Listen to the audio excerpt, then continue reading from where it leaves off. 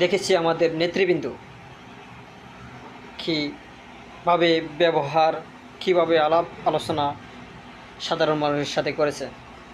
তারপরে আওয়ামী লীগ ক্ষমতায় এসে তাদের আলাপ ব্যবহার আমরা দেখেছি।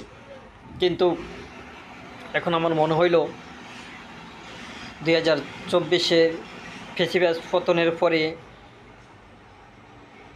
আমাদের ওয়ার্ড 3 নং ওয়ার্ড কিছু পরিবর্তন, হ্যাঁ, আমরা আগেও যে পরিবর্তন দেখেছি, এখনও যেই পরিবর্তন দেখি সেটা দুঃখের বিষয়। আমরা দেখেছি যার জোর আছে তার রাজ্য আছে, তার জোর নাই তার রাজ্য নাই। আমাদের সাধারণ মানুষ যারা, তারা কি নির্যাতন, কি নিপীড়নের ভিতরে আছে একমাত্র তারাই জানে। আমরা আগামী দিনে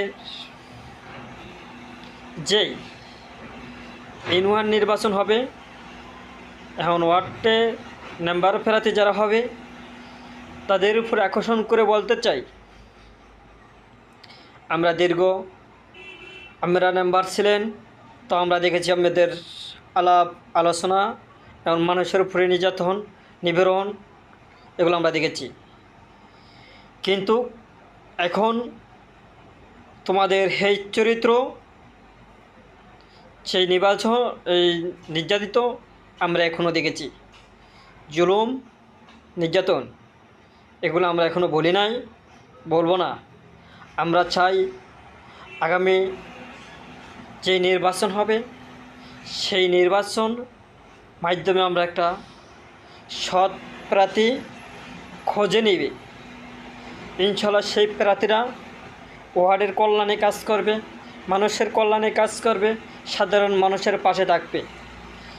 সব সময় সে মানুষের পাশে থাকি কাজ করবে।